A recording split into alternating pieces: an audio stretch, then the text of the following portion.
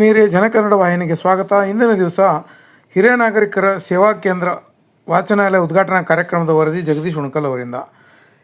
ಇಂದು ಶುಕ್ರವಾರ ದಿನಾಂಕ 6/3/2026ರಂದು ಸಂಘದ ಹಿರಿಯ ನಾಗರಿಕರ ಕಾರ್ಯಾಲಯದಲ್ಲಿ ಕಾರ್ಯಕ್ರಮ ಜರುಗಿತು. ಉದ್ಘಾಟಕರಾಗಿ ಶ್ರೀಮತಿ ಜ್ಯೋತಿ ಪಾಟೀಲ್, ಪೂಜ್ಯ ಮಹಾಪೌರರು, ಹುಬ್ಬಳ್ಳಿ ಧಾರವಾಡ ಮಹಾನಗರ ಪಾಲಿಕೆ ಹುಬ್ಬಳ್ಳಿ ಇವರು ಆಗಮಿಸಿದ್ದರು. ಮುಖ್ಯ ಅತಿಥಿಗಳಾಗಿ ಸನ್ಮಾನ್ಯ JB ಮಜ್ಗಿ, ಮಾನ್ಯ ತಹಶೀಲ್ದಾರು, ಹುಬ್ಬಳ್ಳಿ ತಾಲೂಕು ಗ್ರಾಮೀಣ ವಿಭಾಗ, ಸನ್ಮಾನ್ಯ ಡಾಕ್ಟರ್ ಮಾನ್ಸಾ, ಅಧ್ಯಕ್ಷರು, ಕರ್ನಾಟಕ ಸರ್ಕಾರ ಕನ್ನಡ ಪುಸ್ತಕ ಪ್ರಾಧಿಕಾರ ಬೆಂಗಳೂರು, ಡಾಕ್ಟರ್ ಶ್ರೀ ಅಜಯ್ ಕುಮಾರ್, ಉಪನಿರ್ದೇಶಕರು, ನಗರ ಕೇಂದ್ರ ಗ್ರಂಥಾಲಯ ಧಾರವಾಡ, ಸನ್ಮಾನ್ಯ ಡಾಕ್ಟರ್ ಲಿಂಗರಾಜ್ ಅಂಗಡಿ, ಜಿಲ್ಲಾಧ್ಯಕ್ಷರು, ಕನ್ನಡ ಸಾಹಿತ್ಯ ಪರಿಷತ್ ಧಾರವಾಡ, ಸನ್ಮಾನ್ಯ ಶ್ರೀ BA ಪಾಟೀಲ್, ರಾಜ್ಯಾಧ್ಯಕ್ಷರು, ಕರ್ನಾಟಕ ರಾಜ್ಯ ಹಿರಿಯ ನಾಗರಿಕರು ಹಾಗೂ ನಿವೃತ್ತ ನೌಕರರ ಕ್ಷೇಮಾಭಿವೃದ್ಧಿ ಸಂಘ ಹುಬ್ಬಳ್ಳಿ ಇವರು ಭಾಗವಹಿಸಿದ್ದರು.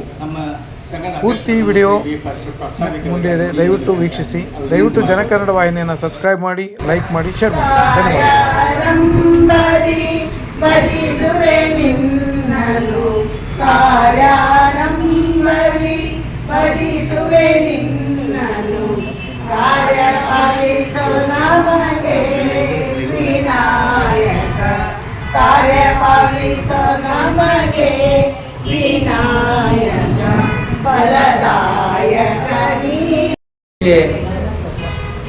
ಆಸೀನರಾದ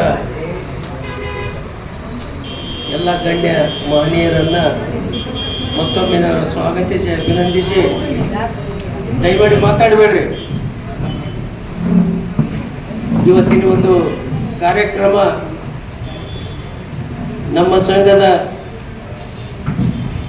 ಗ್ರಂಥಾಲಯ ಇಲಾಖೆಯ ಸೇವಾ ಕೇಂದ್ರದ ಉದ್ಘಾಟನೆ ಸಮಾರಂಭ. ನಮ್ಮ ಸಂಘ ಕರ್ನಾಟಕ ರಾಜ್ಯ ಹಿರಿಯ ನಾಗರಿಕರು ಹಾಗೂ ನಿವೃತ್ತ ನೌಕರರ ಕ್ಷೇಮಾಭಿವೃದ್ಧಿ ಸಂಘ.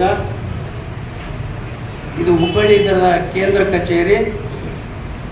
ರಾಜ್ಯದ ಬಹುತೇಕ ಜಿಲ್ಲೆ ತಾಲೂಕುಗಳಲ್ಲಿ ಬೆಂಗಳೂರಿಂದ ಹಿಡ್ಕೊಂಡು ಇಲ್ಲಿ ನಮ್ಮ ಶಾಖೆಗಳಿದ್ದಾವೆ.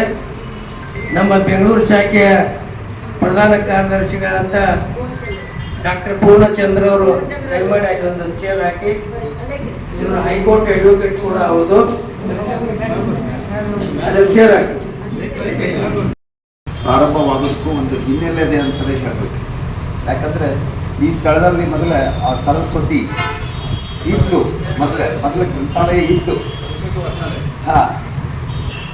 ಅದನ್ನೇ ಯಾವುದೋ ರೀತಿಯೊಳಗೆ ನಮಗೆ ಪಾರ್ಟ್ ಒಂದು ಕೊಟ್ಟು ಅದನ್ನೆಲ್ಲ ಮುಚ್ಚಿ ಬೇರೆ ಕಡೆ ಟ್ರಾನ್ಸ್ಫರ್ ಮಾಡಿದರೂ ಸಹಿತ ಈ ಒಂದು ಸ್ಥಳಕ್ಕೆ ಎಷ್ಟು ಮಹತ್ವದ ಅಂತ ಅನ್ನೋದು ಇವತ್ತು ಉದ್ಘಾಟನೆ ಆದ ಕೂಡಲೇ ನಮಗೆಲ್ಲ ಗೊತ್ತಾಗ್ತದೆ. ಅದು ಮೊದಲು ಇದ್ದದ್ದು ಭಾಳ ಜನಕ್ಕೆ ಗೊತ್ತಿರಲಿಕ್ಕಿಲ್ಲ, ಆದರೆ ಅದನ್ನು ನೆನಪಿಸ್ತೇನೆ ನಾನೀಗ.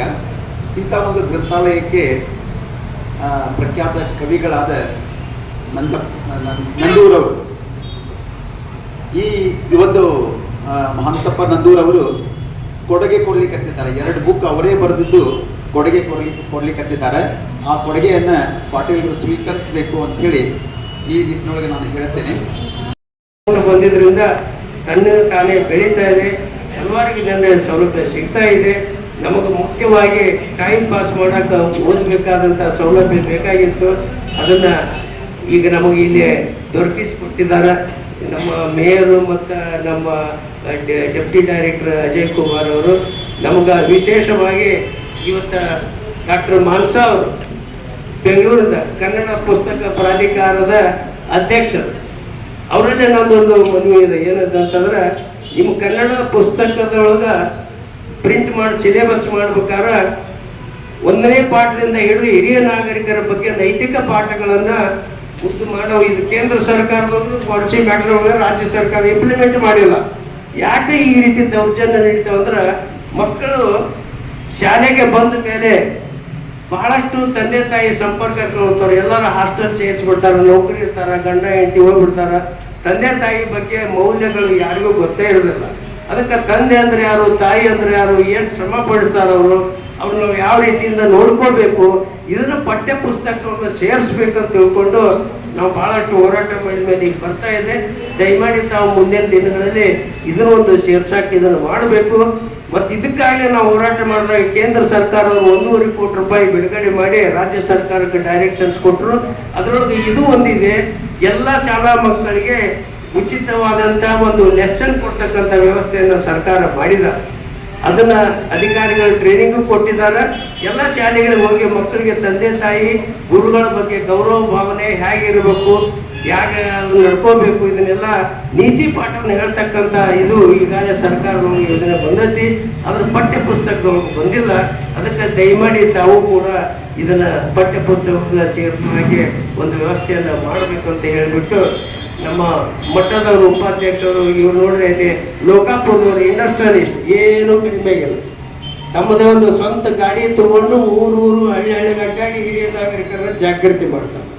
ಹೀಗೆ ನಮ್ಮ ಸಂಘದಲ್ಲಿ ನಮ್ಗೆ ಯಾರಿಗೆ ಏನೇನೋ ತೊಂದರೆ ಇಲ್ಲ, ಏನೂ ಬೇಕಾಗಿಲ್ಲ. ನಮಗೆ ಬೇಕಾಗಿದ್ರು ಬಡ ಹಿರಿಯ ನಾಗರಿಕರ ಕಲ್ಯಾಣ, ಅವ್ರ ಕಣ್ಣೀರು ಒರೆಸ್ತಕ್ಕಂಥ ಕೆಲಸ ನಮ್ಮ ಸಂಘ ಮಾಡ್ತಾ ಇದೆ. ಇದರಿಂದ ಸಾಕಷ್ಟು ಜನ ನಮ್ಮಲ್ಲಿ ಬರ್ತಿದ್ದಾರೆ ಮತ್ತು ಮಹಿಳೆಯರಂತೆ ಬಹಳಷ್ಟು ಪ್ರಯತ್ನ ಪಟ್ಟು ಹಲವಾರು ಕಾರ್ಯಕ್ರಮಗಳನ್ನು ಕೂಡ ಮಾಡ್ತಾ ಇದ್ದಾರೆ.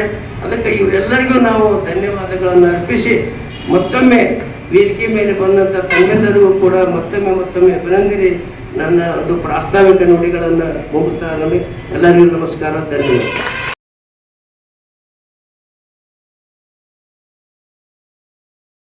ಬರುತ್ತೆ ಕುಡಿ ಮಾರ್ಕ್ ಮಾಡ್ಕೊಡಿ ಅಂತಾರೆ. ಅಷ್ಟೆಲ್ಲ ಮಾಡಾದ್ಮೇಲೆ ಬಡವ ಆಗಲಿ ಶ್ರೀಮಂತ ಆಗಲಿ ಎಲ್ಲ ಕಿಟಕಿ ಬಾಗಿಲುಗಳಿಗೂ ಬೇವು ಏನೋ ಹಾಕಿದ್ರು ದೇವ್ರ ಮನೆಗೆ ಟೀಕೆ ಹಾಕ್ತೀವಿ. ಇಷ್ಟೆಲ್ಲ ಆಗಿ ಇಷ್ಟೆಲ್ಲ ಮಾಡಾದ್ಮೇಲೆ ಅಲ್ಲಿ ಕೂಡ ನಮಗೆ ನೆಮ್ಮದಿ ಕೊಡಲಿಲ್ಲ ಅಂದರೆ ನೋಡಿ, ನಮ್ಮ ಅರಿವಿಲ್ಲದ ಭಕ್ತಿ ನಮಗೆ ಹೇಗೆ ಮಾಡುತ್ತೆ ಅಂದರೆ, ಅಲ್ಲಿ ನಾವು ಪೂಜೆ ಮಾಡ್ತೀವಿ, ಪೂಜೆ ಮಾಡಿ ಹೋಗ್ತೀವಿ. ನಾನು MBBS ಡಾಕ್ಟರ್ ಕಾರಲ್ಲಿ ಹೋಗ್ತಿರ್ಬೇಕಾದ್ರೆ ಪೂಜೆ ಮಾಡಿ ಅಷ್ಟೆಲ್ಲ ನಮಸ್ಕಾರ ಮಾಡಿ ದೀರ್ಘದಲ್ಲಿ ನಮಸ್ಕಾರ ಮಾಡಿ ಹೋದವರು ಹೋಗ್ತಿರ್ಬೇಕಾದ್ರೆ ಒಂದ್ಸರಿ ಕಾರಣ ಚಕ್ಕತ್ತು ನಿಲ್ಲಿಸ್ಬಿಟ್ಟ ಒಬ್ಬ MBBS ಡಾಕ್ಟರ್. ಯಾಕೆ ನಿಲ್ಲಿಸಿದ್ರೆ ಅಂದರೆ, ಒಂದು ಬೆಕ್ಕು ಈ ಕಡೆಯಿಂದ ಆ ಕಡೆಗೆ ಹೋಯ್ತು. ಅಂದರೆ ರಸ್ತೆಯಲ್ಲಿ ನಾವು ಮಾತ್ರ ತಿರುಗಾಡ್ಬೇಕಾ, ಬೆಕ್ಕು ಪ್ರಾಣಿಗಳು ತಿರುಗಾಡಬಾರ್ದಾ? ಅಲ್ಲಿ ಏನಾದರೂ ಇದನ್ನು ಕೇಳಿ ಅಂದರೆ ಹೋಯ್ತಾ? ನೋಡಿ, ನಮಗೆ ಅರಿವಿಲ್ಲದ ಭಕ್ತಿ ಆತಂಕವನ್ನು ಕೊಡುತ್ತೆ, ಜ್ಞಾನವಿಲ್ಲದ ಭಕ್ತಿ ನಮಗೆ ಇಷ್ಟೆಲ್ಲ ನೋವನ್ನು ಕೊಡುತ್ತೆ ಅಲ್ವಾ? ಅವ್ನಿಗೆ MBBS ಡಿಗ್ರಿ ಸಿಕ್ತು, ಇದು ಸಿಕ್ಕಲಿಲ್ಲ. ಹಂಗೆ ಇದು ಈ ರೀತಿ ನಮಗೆ ಹಾಗೆ ಕೊನೆಗೆ ನಾವು ಎಷ್ಟೇ ವಯಸ್ಸಾದರೂ ಕೂಡ ನಮ್ಮ ದೇಹಕ್ಕೆ ವಯಸ್ಸಾಗುತ್ತೆ ಹೊರತು ನಮ್ಮ ಮನಸ್ಸಿಗೆ ವಯಸ್ಸಾಗಬೇಕು. ಮನಸ್ಸು ಬಾಗಬೇಕು, ಆದರೆ ದೇಹ ಬಾಗುತ್ತೆ. ಈಗ ನೋಡಿ, ನಾವು ದೀಪ ಎಲ್ಲ ಹಚ್ತೀವಲ್ಲ ಅಲ್ವಾ? ನಾವು ನೋಡಿ, ಈಗ ತೆನೆ ಬಿಟ್ಟ ಗಿಡ ಬಾಗುತ್ತೆ, ಹೂ ಹರಳಿದ ಬಳ್ಳಿ ಮಧುವನ್ನ ಸೂಚಿಸುತ್ತೆ. ನೋಡಿ, ನಾವು ಹಚ್ಚಿದ ದೀಪ ಬೆಳಗುತ್ತೆ. ಇದೆಲ್ಲ ಪ್ರಕೃತಿ ಏನನ್ನ ಸೂಚಿಸುತ್ತೆ ಅಂದರೆ, ತೆನೆ ಬಿಟ್ಟ ಗಿಡ ಬಾಗೋದು ಏನಕ್ಕೆ ಅಂದರೆ, ಅದು ತಾನು ಭಾರ ತಡಿಲಾರದೆ ಅಲ್ಲ, ಒಂದು ಬೀಜವಾಗಿದ್ದ ನನ್ನನ್ನು ನೀನು ಭೂಮಿಗೆ ನೆಟ್ಟು ಬೆಳೆಸಿ ನೀರಾಕಿ ಇಷ್ಟೊಂದು ಗಿಡವಾಗೋದಕ್ಕೆ, ಇಷ್ಟೆಲ್ಲ ತೆನೆ ಆಗೋದಕ್ಕೆ ಕಾರಣ ಅದಲ್ಲ. ನೀನು ತೆಗೆದುಕೋ ಅಂತ ರೈತನಿಗೆ ಹೇಳೋದಕ್ಕೆ ಅದು ಬಾಗುತ್ತೆ. ಅದು ಒಳಗಡೆ ಇದ್ರೆ ಗೊತ್ತಾಗಲ್ಲ ನೋಡಿ. ಆಮೇಲೆ ಹೂ ಅರಳುತ್ತೆ, ಬಳ್ಳಿ ಹೂ ಬಿಟ್ಟದ್ದು ಬಳ್ಳಿ ಮಧುವನ್ನು ಸೂಚಿಸುತ್ತೆ. ಯಾಕೆ ಮಧುವನ್ನು ಸೂಚಿಸುತ್ತೆ ಅಂದರೆ, ಅದು ತನ್ನ ಉನ್ನತಿಯನ್ನ, ತನ್ನ ಸರ್ವಶ್ರೇಷ್ಠತೆಯನ್ನ, ದುಂಬಿಯನ್ನು ಆಕರ್ಷಿಸುವ ಸಲುವಾಗಿ. ಇದು ಅಲ್ಲೇ ಮುಗಿದೋಗ್ಬೋದು, ಅಲ್ಲೇ ಕೊನೆ ಆಗಬಾರ್ದು. ನನ್ನ ಅಸ್ತಿತ್ವ ಜೇನಾಗಬೇಕದು, ಹೇಳಿದ್ನಲ್ಲ, ನಮ್ಮೊಳಗಡೆ ಜೇನಾಗಬೇಕು, ಮಧುವಾಗಬೇಕು. ದುಂಬಿಯನ್ನು ಆಕರ್ಷಿಸುವ ಸಲುವಾಗಿ ಅದು ಪ್ರಕೃತಿಗೆ ಏನಾರು ಕೊಡ್ಬೇಕಲ್ಲ, ನಾನು ಬಂದಿದ್ದೀನಿ ಏನಾರು ಕೊಡ್ಬೇಕಲ್ಲ. ಹಾಗೆ ನೋಡಿ, ದೀಪ ಕೂಡ ಈಗ ಹಚ್ಚಿದ್ವಿ ನಾವು. ಆ ದೀಪ ಯಾಕೆ ಬೆಳಗುತ್ತೆ ಅಂದರೆ, ಎಲ್ಲೆಲ್ಲೋ ಇದ್ದ ದೀಪ ಬತ್ತಿ, ಎಲ್ಲೋ ಇತ್ತು ಬತ್ತಿ, ಎಲ್ಲೋ ಇತ್ತು ಎಣ್ಣೆ, ಎಲ್ಲೋ ಇತ್ತು ಕರ್ಪೂರ, ಎಲ್ಲೋ ಇತ್ತು ಕಡ್ಡಿ, ಇದು ಮ್ಯಾಚ್ ಬಾಕ್ಸ್, ಎಲ್ಲವನ್ನೂ ಸೇರಿ ನನಗೆ ಒಂದು ಅಸ್ತಿತ್ವ ಕೊಟ್ಟಿಯಲ್ಲ ನೀನು, ಅದಕ್ಕೆ ನನ್ನ ಪರಿಮಿತಿಯಲ್ಲಿ ಕತ್ತಲನ್ನು ಹೋಗಿಸುವ ಮೂಲಕ ನಿನಗೆ ಬೆಳಕನ್ನು ಕೊಡ್ತೀನಿ. ಅದು ಸೂಚಿಸುವಂಥದ್ದು. ಇದು ಪ್ರಕೃತಿ ಇಷ್ಟೆಲ್ಲ ನಮಗೆ ಕೊಡುತ್ತೆ.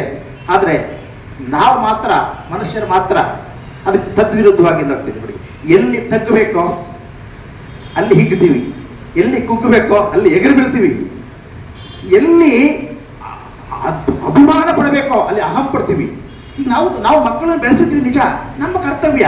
ಆ ಮಕ್ಕಳಿಂದ ನನ್ನ ಅಲ್ಲ ಅಂತ ನೀವು ಒಂದು ಕ್ಷಣ ಕಣ್ಮುಚ್ಚಿ ಬಿಟ್ಬಿಡಿ. ಇವನು ನನ್ನ ಮಗ ಅಲ್ಲ, ಇವಳು ನನ್ನ ಮಗಳಲ್ಲ, ಇವಳು ನನ್ನ ಮೊಮ್ಮಗಳಲ್ಲ. ಆ ಬಂಧನದಿಂದ ನೀವು ಕಳಚ್ಕೊಳ್ಳಿ.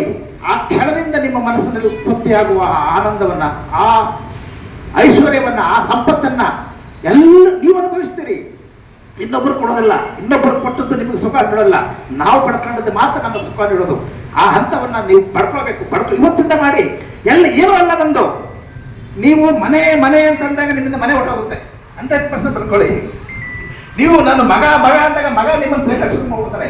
ಯಾಕೆಂದ್ರೆ ಅವರ ಬೇರೆ ಬರುತ್ತೆ. ಮನುಷ್ಯನ ಪ್ರವೃತ್ತಿನೇ ಹಾಗೆ. ಅದಲ್ಲ, ಇದೇನೂ ಅಲ್ಲ, ಎಲ್ಲವೂ ನನ್ನದಲ್ಲ ಅಂತ ಅಂದಾಗ ಎಲ್ಲವೂ ನಿಮ್ಮದಾಗುತ್ತೆ. ಇದೇ ನಮ್ಮ ಮನಸ್ಸಿನ ಆಳಮನೆ.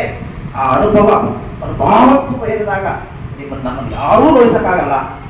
ಯಾವ ಕಲ್ಲು ಕೂಡ ನಮಗೆ ಬೀಳೋದಿಲ್ಲ. ಕಲ್ಲು ಬೀಳ್ತಾ ಇದ್ರೆ ನಮಗೆ ತಕ್ಷಣ ಯಾಕಂದ್ರೆ ಪ್ರಕೃತಿ ನೋಡಿ, ನಮ್ಗೆ ಹೇಗೆ ಹೇಳ್ತಾರೆ ಅಂದ್ರೆ ಪಂಚಭೂತಗಳಲ್ಲಿ ವಂಚನೆ ಇಲ್ಲ. ಪಂಚಭೂತಗಳಲ್ಲಿ ಯಾವತ್ತೂ ವಂಚನೆ ಇಲ್ಲ. ವಂಚನೆ ಇರೋದು ನಮ್ಮಲ್ಲಿ ಮಾತ್ರ. ನಮ್ಮ ವಂಚನೆ ನಮ್ಮನ್ನೇ ಬಲಿಪೋಷ ಮಾಡ್ಕೊಳುತ್ತೆ. ನಾವು ಈಗ ಮಾಡ್ಕೊಳ್ತೀವಿ, ಹೇಳ್ತೀವಿ ನಿಜ, ಆಸ್ತಿಯನ್ನಾಗಿ ಮಾಡಿ.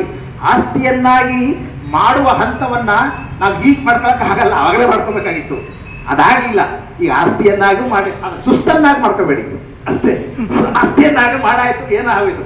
ಸುಸ್ತನ್ನಾಗಿ ಮಾಡ್ಕೊಳ್ಳದೆ ಇದ್ದುದರಲ್ಲಿ ನಾವು ನೆಮ್ಮದಿಯಾಗಿ ಬದುಕ್ತೀವಿ. ಅವಾಗ ನಿಮ್ಗೆ ಹೊಟ್ಟೆ ಹಸಿಯಲ್ಲ.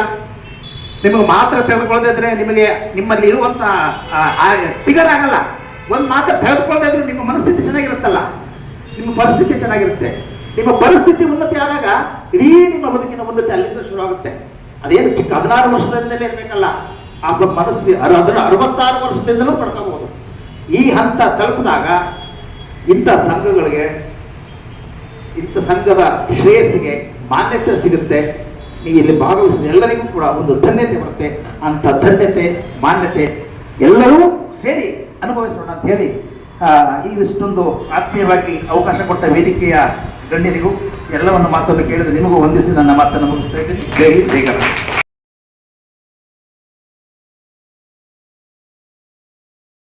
ಹಿರಿಯ ನಾಗರಿಕರಾದಂಥ ನಿವೃತ್ತ ನೌಕರಿ ಬರ್ತಕ್ಕಂಥ ಪೆನ್ಷನ್ನಿಂದ ಸಾರ್ವಜನಿಕರಿಗೆ ಸೇವೆ ಮಾಡ್ತಕ್ಕಂಥ ಒಂದೇ ಒಂದು ಸಂಸ್ಥೆ ಅಂದ್ರೆ ಇಡೀ ರಾಷ್ಟ್ರದಲ್ಲ ನಮ್ಮ ಸಂಸ್ಥೆ ಅಂತ ಹೆಮ್ಮೆಯಿಂದ ಹೇಳಬಹುದು. ಈ ರೀತಿಯೊಳಗೆ ನಾವು ಕಾರ್ಯವನ್ನು ಮಾಡ್ಕೊಂತ ಬಂದಿದ್ದೇವೆ. ಆಮೇಲೆ ಕ್ರೀಡೆ, ಸಾಂಸ್ಕೃತಿಕ ಕಾರ್ಯಕ್ರಮ, ಪ್ರವಾಸ, ಸಾಹಿತ್ಯ ಕನ್ನಡ ಸಾಹಿತ್ಯ ಪರಿಷತ್ತಿನ ಜಿಲ್ಲಾ ಅಧ್ಯಕ್ಷ ಡಾಕ್ಟರ್ ಲಿಂಗರಾಜ್ ಅಂಗಡಿ ಅವರು ನಮ್ಮ ಸಂಘದ ಉಪಾಧ್ಯಕ್ಷರು. ಹೀಗೆ ಲಾಯರ್ ಇದ್ದಾರೆ, ಡಾಕ್ಟರ್ಸ್ ಇದ್ದಾರೆ. ಪ್ರತಿ ವರ್ಷ ನಾವು ಪ್ರತಿ ತಿಂಗಳ ರಾಷ್ಟ್ರೀಯ ಹಬ್ಬ ಯಾವ್ದಾದ್ರು ಬರ್ತೈತಿ ಅಂದ್ರೆ ಈ ವೇದಿಕೆ ಮಾಡ್ತೇವೆ. ಡಾಕ್ಟರ್ಸ್ ಡೇ ಮಾಡ್ತೇವೆ, ವಕೀಲರ ದಿವಸ ಮಾಡ್ತೇವೆ, ಆಮೇಲೆ ಮಹಿಳಾ ದಿನಾಚರಣೆ ಮಾಡ್ತಾ ಇದ್ದೇವೆ. ಆಮೇಲೆ ಇದ್ರ ಜೊತೆಗಿನ ನಮ್ಮ ಮಕ್ಕಳ ದಿನಾಚರಣೆ, ಎಲ್ಲ ರಾಷ್ಟ್ರೀಯ ಹಬ್ಬಗಳನ್ನ ಈ ವೇದಿಕೆ ಮೇಲೆ ವಿಶೇಷವಾದ ಉಪನ್ಯಾಸ, ಸನ್ಮಾನ, ಸತ್ಕಾರಗಳನ್ನು ಮಾಡಿ ಮಕ್ಕಳ ಈ ಒಂದು ಕಾರ್ಯಕ್ರಮವನ್ನು ಕಳೆದ 15 ವರ್ಷಗಳಿಂದ ನಿರಂತರವಾಗಿ ನಡೆಸ್ತಾ ಇದ್ದೇವೆ. ಇದು ಹಿರಿಯರ ಹೆಜ್ಜೆ ವೇದಿಕೆ. ಈ ವೇದಿಕೆಯನ್ನು ಉದ್ಘಾಟನೆ ಮಾಡಿದ ಸನ್ಮಾನ್ಯ ಶ್ರೀ ಪ್ರಹ್ಲಾದ್ ಜೋಶಿ ಅವರು ಈ ವೇದಿಕೆಯನ್ನ ಉದ್ಘಾಟನೆ ಮಾಡಿದ್ದಾರೆ. ಸಾಕಷ್ಟು ಶಾಸಕರು, ಗಣ್ಯ ವ್ಯಕ್ತಿಗಳು, ಅಧಿಕಾರಿಗಳು ನಮ್ಮ ಸಂಘಕ್ಕೆ ಕರೆದ್ರೆ ಯಾರು ಇಲ್ಲ ಅನ್ನೋದೆಲ್ಲ ಬರ್ತಾರ, ನಮ್ದು ಏನು ಸಹಾಯ ಬೇಕಂತ ಹೇಳ್ತಾ ಇದ್ದಾರೆ. ಹಿರಿಯ ನಾಗರಿಕರಿಗೆ ತನ್ನದೇ ಆದಂಥ ಸ್ವಂತ ಕಟ್ಟಡ ಬೇಕು. ಇದು ಮಹಾನಗರ ಪಾಲಿಕೆ ಒಳಗೆ ಇಷ್ಟು ಬೃಹತ್ ಪ್ರಮಾಣದ ಕಟ್ಟಡವನ್ನ ರಾಜ್ಯದೊಳಗೆ ಯಾರೂ ತಗೊಂಡಿಲ್ಲ. ಇಡೀ ರಾಜ್ಯದೊಳಗೆ ಮೊಟ್ಟ ಮೊದಲನೇದಾಗಿ ಇಷ್ಟು ವಿಸ್ತಾರವಾದಂಥ ಕಟ್ಟಡವನ್ನು ಮಹಾನಗರ ಪಾಲಿಕೆಯಿಂದ ಪಡೆದಿತ್ತು ನಮ್ದು ಒಂದೇ ಸಂಘ. ಈ ಒಂದು ಪ್ಯಾಟರ್ನ್ ರಾಜ್ಯ ತುಂಬ ವಿಸ್ತಾರ ಮಾಡ್ಬೇಕಂತ ತಿಳ್ಕೊಂಡು ಮೊನ್ನಿನ ಒಂದು ಸಭೆಯೊಳಗೆ ನಾವು ತೀರ್ಮಾನ ಮಾಡಿ ಪ್ರಿನ್ಸಿಪಲ್ ಸೆಕ್ರೆಟರಿ ಎಲ್ಲ ಇಲಾಖೆ ಲೆಟರ್ ಬರೆದಿದ್ದಾರೆ. ಎಲ್ಲಿ ಹಿರಿಯ ನಾಗರಿಕರ ಸಂಘ ಇದ್ದಾವೆ ಅವರಿಗೆ ಸರ್ಕಾರಿ ಕಟ್ಟಡದೊಳಗೆ ಉಚಿತವಾಗಿ ಅದೊಂದು ಕಚೇರಿ ಮಾಡಕ್ಕೆ ನೀವು ವ್ಯವಸ್ಥೆ ಮಾಡಬೇಕಂತ ಪ್ರಿನ್ಸಿಪಲ್ ಸೆಕ್ರೆಟರಿ ಅವರು ಇದನ್ನು ಮಾಡಿ ಕೊಟ್ಟಿದ್ದಾರೆ. ಮತ್ತು ಇದ್ರ ಜೊತೆಗಿನ ಹಲವಾರು ಸಮಸ್ಯೆಗಳನ್ನು ಚರ್ಚೆ ಮಾಡಿ ನಮಗೆ ಒಂದು ಇಲ್ಲಿ ಅವಶ್ಯಕತೆ ಇದ್ದಂಥದ್ದು ಪ್ರತಿ ದಿವಸ ಅಬೌಟ್ 50ರಿಂದ 100 ಜನ ಇಲ್ಲಿ ಬರ್ತಾ ಹೋಗ್ತಾ ಇರ್ತಾರೆ. ಮತ್ತು ಕೆಲವೊಮ್ಮೆ ಸದಸ್ಯತ್ವ ಪಡ್ಯಾಕೆ ಎಷ್ಟು ಲಾಂಗ್ ಕ್ಯೂ ಇರ್ತೈತಿ ಅಂದ್ರೆ ಶಟರ್ ತೆಗ್ಸಿದಿಲ್ಲ, ರಸ್ತೆದೊಳಗೆ ರೇಷನ್ಗೆ ಹೆಂಗೆ ಪಾಳಿ ಇರ್ತಾರೆ ಹಂಗೆ ಮೆಂಬರ್ಸ್ ಆಗಕ್ಕೆ ಬಂದು ಕ್ಯೂ ಹಚ್ಚಿರ್ತಾರೆ. ಈ ಇಂಥ ಒಂದು ಸಂದರ್ಭದೊಳಗೆ ಹಿರಿಯ ನಾಗರಿಕರಿಗೆ ಟೈಮ್ ಪಾಸ್ ಮಾಡೋಕೆ, ಓದಕ್ಕೆ, ನಾಲೆಜ್ ತಿಳ್ಕೊಳ್ಳೋಕೆ ಒಂದು ಲೈಬ್ರರಿ ಬೇಕು ಅಂತಕ್ಕಂಥ ಒಂದು ವಿಚಾರ ಇತ್ತು. ನಮ್ಮ ಶಿವಶಂಕರ ಹಿರೇಮಠ ಅವರು ನೋಡಿ 90 ವರ್ಷ ಎಲ್ಲಿದ್ದಾರೆ ಅವರು ಮೇಲಿನ ಮೇಲೆ ಒಂದು ಲೈಬ್ರರಿ ಮಾಡಿ ಸರ್ ನಾ ಭಾಳ ಬುಕ್ ಓದ್ತಾನೆ, ಇಲ್ಲೇ ಬಂದು ಕೂತ್ಕೊಂಡು ಓದ್ತಾನೆ ಅಂತ ತಿಳ್ಕೊಂಡು ಅವರು ಮೇಲಿನ ಮೇಲೆ ಹೇಳ್ತಾ ಇದ್ರು. ಅದಕ್ಕೆ ನಾವು ಈ ವಿಚಾರವನ್ನು ಲಿಂಗರಾಜ್ ಅಂಗಡಿಯವ್ರಿಗೂ ಹೇಳಿದ್ವಿ. ಹಿಂದೊಂದ್ಸರಿ ಅರ್ಜಿ ಹಾಕಿದ್ವಿ, ಅದಕ್ಕೆ ಅರ್ಜಿ ಅದು ತಿರಸ್ಕಾರ ಆಯಿತು. ಆಮೇಲೆ 2ನೇ ಸರಿ ಅರ್ಜಿ ಹಾಕಿದ್ವಿ, ಈ ಸರಿ ಮಾಡಿಸ್ಲೇಬೇಕಂತ ತಿಳ್ಕೊಂಡು ಪೂಜ್ಯ ಮಹಾಪೌರರು ಅದಕ್ಕೆ ಅಧ್ಯಕ್ಷರಿದ್ದಾರೆ, ನಮ್ಮ ಡಿ ಸಾಹೇಬ್ರು ಅದಕ್ಕೆ ಸ್ಯಾಂಕ್ಷನಿಂಗ್ ಅಥಾರಿಟಿ ಇರ್ತೈತಿ. ಅದಕ್ಕೆ ಅವರು ಕರ್ಕೊಂಡು ಈ ಸರಿ ಓಡಾಡಿ ಇಲ್ಲಿ ಏನಾದರೂ ಒಂದು ಲೈಬ್ರರಿಯನ್ನು ಸ್ಥಾಪನೆ ಮಾಡಲೇಬೇಕು ಅನ್ನೋ ಉದ್ದೇಶದಿಂದ ನಾವು ವಿಚಾರ ಮಾಡಿದಾಗ ಆರಂಭದಲ್ಲಿ ಇದೊಂದು ಸೇವಾ ಕೇಂದ್ರ ಅಂತ ಕೊಡ್ತೇವೆ ಅಂತ ತಿಳ್ಕೊಂಡು ಅವರು ಪ್ರಾಮಿಸ್ ಮಾಡಿದರು. ಆ ಸೇವಾ ಕೇಂದ್ರವನ್ನು ಇವತ್ತು ಇಲ್ಲಿ ಮಂಜೂರು ಮಾಡಿದ್ದಾರೆ. ಆ ಸೇವಾ ಕೇಂದ್ರದ ಉದ್ಘಾಟನೆ ಇಲ್ಲಿ ನಡೀತಾ ಇದೆ. ಈ ಸೇವಾ ಕೇಂದ್ರದ ನಂತರ ಇಲ್ಲಿ ಗ್ರಂಥಾಲಯ ಬರಲಿ, ಯಾವುದು ಬರಲಿ, ನಮ್ಮದೇ ಆದಂಥ ಒಂದು ಕಟ್ಟಡ ಬೇಕು. ನಾವು ಬೆಂಗೇರಿಯೊಳಗೆ 2.5 ಕೋಟಿ ರೂಪಾಯಿ ಕೊಟ್ಟು 3 ಅಂತಸ್ತಿನ ಒಂದು ಲಿಫ್ಟ್ ಪ್ರೊವಿಷನ್ ಮಾಡ್ತಕ್ಕಂಥ ಕಟ್ಟಡವನ್ನು ಆರಂಭ ಮಾಡಿದ್ದೀವಿ. ಅಲ್ಲಿ ಕೂಡ ಇದನ್ನ ಶಿಫ್ಟ್ ಮಾಡಿ ಸೇವಾ ಕೇಂದ್ರವನ್ನು ಮಾಡ್ತಕ್ಕಂಥ ಒಂದು ಲೈಬ್ರರಿನ ಮಾಡ್ತಕ್ಕಂಥ ವಿಚಾರ ನಮ್ಮಲ್ಲಿದೆ. ಹೀಗೆ ನಮ್ಮ ಸಂಘ ಪ್ರತಿ ದಿವಸ ಹಿರಿಯ ನಾಗರಿಕರು 60 ವಯಸ್ಸಾದಂಥವರು ಯಾರಿದ್ದಾರೆ ಅವ್ರು ಯಾವ ರೀತಿಯಿಂದ ಸಫರ್ ಆಗ್ತಾ ಇದ್ದಾರೆ. ಬಹಳಷ್ಟು ಸರ್ಕಾರ ಅನೇಕ ತಪ್ಪುಗಳನ್ನು ಮಾಡ್ತಾ ಇದೆ. ಈಗ ಮೊದಲ ವೃದ್ಧಾಪ್ಯ ವೇತನ ಅಂದ್ರೆ ಹಿರಿಯ ನಾಗರಿಕರಿಗೆ ಅಂತಿದ್ರು, ಅದು ಎಲ್ಲ BPL ಕಾರ್ಡ್ನವ್ರಿಗೆ ಕೊಡ್ತಾ ಇದ್ರು. BPL ಕಾರ್ಡ್ ಅಂದ್ರೆ 1,20,000 ಅಂದ್ರೆ ಮಾರ್ಜಿನ್. ಸಡನ್ ಆಗಿ ಸರ್ಕಾರ ಈಗ 6 ತಿಂಗಳ ಕೆಳಗಾದ್ರೆ 33,000ಕ್ಕೆ ಇಳಿಸಿದಾಗ ಯಾರು ವೃದ್ಧಾಪ್ಯ ವೇತನ ತಗೊಂಡ್ರು ಎಲ್ಲಾನು ಬಂದಾಗಿ ಇವತ್ತಿನೂ ಅಳ್ತಾ ಇದ್ದಾರೆ. ಇದನ್ನ ರಾಜ್ಯ ಮಟ್ಟದಲ್ಲಿ ಹೋರಾಟ ಮಾಡಿದಾಗ ಇದು 33,000 ಇದ್ದಿದ್ದನ್ನು ಮೊದಲು 1,20,000ಕ್ಕೆ ಏರಿಸ್ಬೇಕಂತ ಮಾಡಿದ್ದೀವಿ. ಈ ಬಜೆಟ್ನೊಳಗೆ ಅದು ಅಪ್ರೂವ್ ಆಗಿದೆ. ಆಮೇಲೆ ಇದಕ್ಕೆ ಆಯುಷ್ಮಾನ್ ಭಾರತದ ಮೋದಿಜಿ ಅವರು ಕಾರ್ಡ್ ಕೊಡ್ತಾ ಇದ್ರು. ನಮ್ಮ ಸಂಘದೊಳಗೆ ಮೋದಿಜಿ ಕಾರ್ಡು ಕೂಡ ಮಾಡ್ತಾ ಇದ್ದೀವಿ. ಸೀನಿಯರ್ ಸಿಟಿಜನ್ ID ಕಾರ್ಡ್ ಕೂಡ ಮಾಡ್ತಾ ಇದ್ದೀವಿ. ಸರ್ಕಾರದಿಂದ ಸಿಗ್ತಕ್ಕಂಥ ಯಾವುದೇ ಸೌಲಭ್ಯದ ಕಾರ್ಡನ್ನು ನಮ್ಮ ಸಂಘದೊಳಗೆ ಮಾಡಿಕೊಡ್ತಾ ಇದ್ದೀವಿ. ಆದ್ರೆ ಮೋದಿಜಿ ಅವ್ರ ಕಾರ್ಡು ಕೇಂದ್ರ ಸರ್ಕಾರ ರಾಜ್ಯ ಸರ್ಕಾರದ ಒಂದು ಬಜೆಟ್ ತಿಕ್ಕಾಟದೊಳಗ ಅದು ಇಂಪ್ಲಿಮೆಂಟನ ಆಗಿಲ್ಲ.